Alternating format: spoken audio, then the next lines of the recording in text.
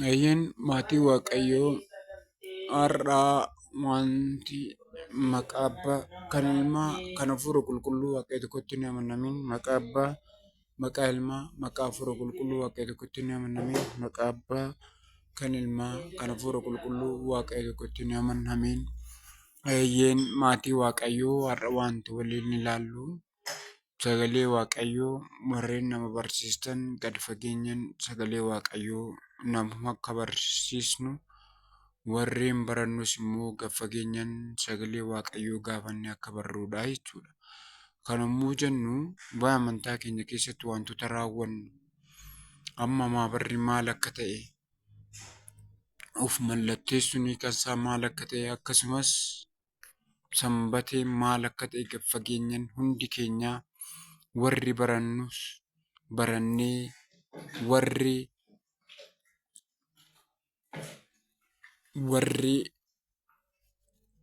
barsiisnus immoo namoota barsiisnee amantaa keenyan cimuu qabna jechaadha. Kan hin taane taanaan amantaa keenyan cimuu hin dandeenyu. Gufachaa deemna. Dugda duubatti deebi'aa deemna jechaadha. Sagalee Waaqayyootiin hin baranne taanaan sagalee Waaqayyoo waliif hin dabarsine taanaan hundi keenyaa gara gufaatitti deemna jechaadha. Kan yommuun jedhu akkamitti jennee yoo ilaalle amma fakkeenyaaf nuti waa'ee amantaa keenyaa of mallatteessurraa kaasnee nama barsiisnu taanaan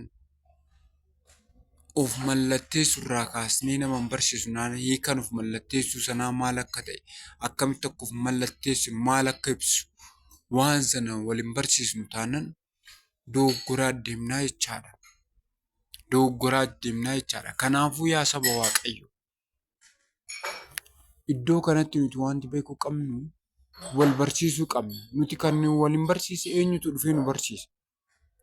Qaamni biraa dhufee nu barsiisu. Yaa saba Waaqayyo. Kanaaf maabara dhugnu itoo namni wayii nu gaafate maaliif dhugdumee maabara kana jedheetu nu gaafate namni maal jennee deebisna? Barumsa hin qabnu taanaan. Barumsa hin qabnu immoo taanaan waan sana namaa deebisuu hin dandeenya jechaadha yaa saba Waaqayyo. Kanaaf immoo waa'ee amantaa keenyaa waliin barachuudhaaf namoota lamarraa dirqamatti ergamaa jechaadha. Inni tokkoffaa warreen barsiisurraa dirqamni nurraa eegama. Waaqayyoon dirqama inni nutti kenne jechaadha. Innis maaliin? Barsiisonni warreen barsiistan Waaqayyoon nutti kenne waan ta'eef dirqama kana Waaqayyoon nutti kenne waan ta'eef haadholii keenya, abboolii keenya akkasumas amantoota hundumaa kennaa Waaqayyoon nuuf kennee barsiisuun nurraa eegamaa jechuudha.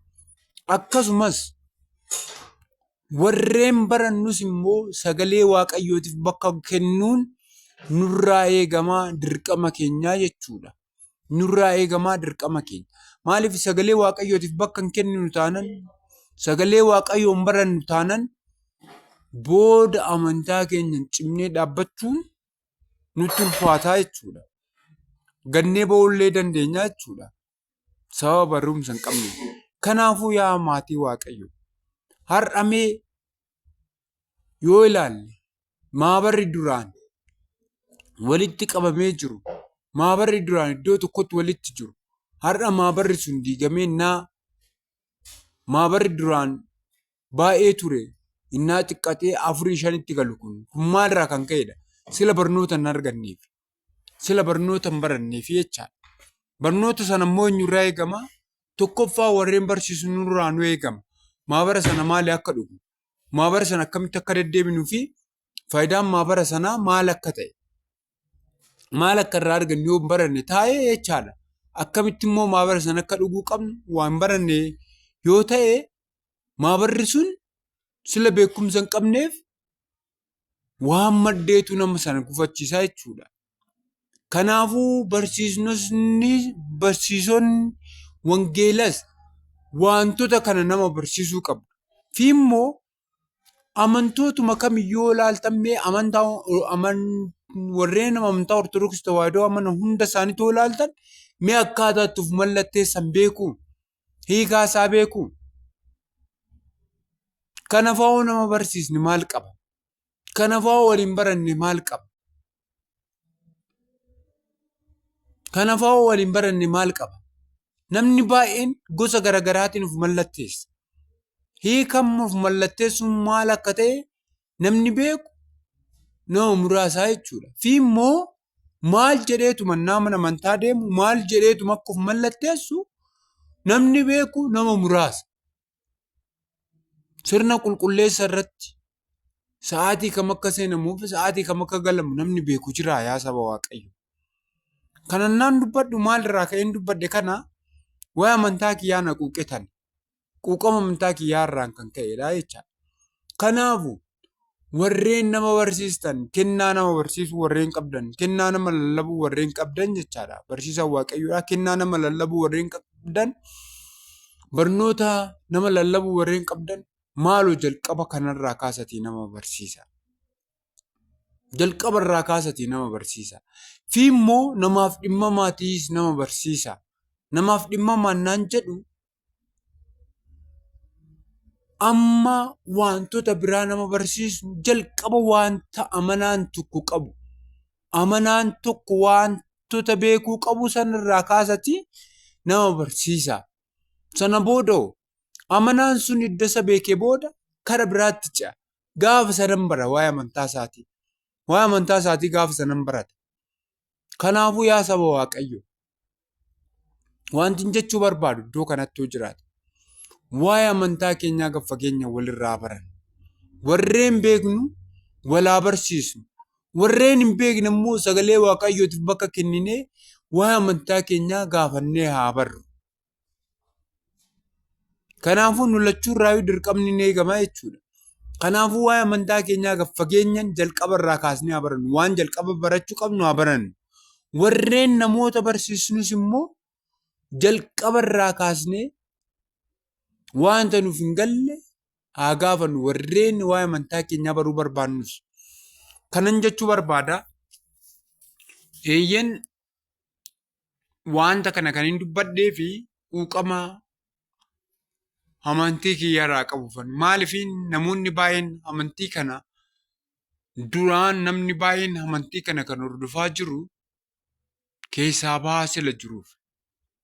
Keessaan naa boomuu nama callisanii ilaaluun sirrii miti. Naa amantaa keenya kana gallakkisee karaa amantaa biraatti deemu callisanii nama ilaaluun sirrii miti. Namatti dhaga'ama ta'e wanta ta'eef. Kanaafini kanatu keessa kiyyatti natti dhaga'amee ni jedheedha. Kanaaf yaa saba Waaqayyo duratti namni baay'ee ture amma nama muraasatti galaa jira. Kun yoo baay'atu osoo maddate sumaa rakkina fidaaf osoo hin taane nama dhabaa akka jirudha. Kun immoo maalirraa kan ka'e waa'ee amantaa keenyaa gad fageenya sila waliin barsiisneef waliin gorsineef jechuudha. Waa'ee amantaa keenyaa gad fageenya walaa barsiisnu jechuun barbaada yaa obbolaawwan koo. Barsiisnoonni wangeelas seeran jalqaba irraa kaasnee wantoota namoonni beekuu qaban walaa barsiisnu.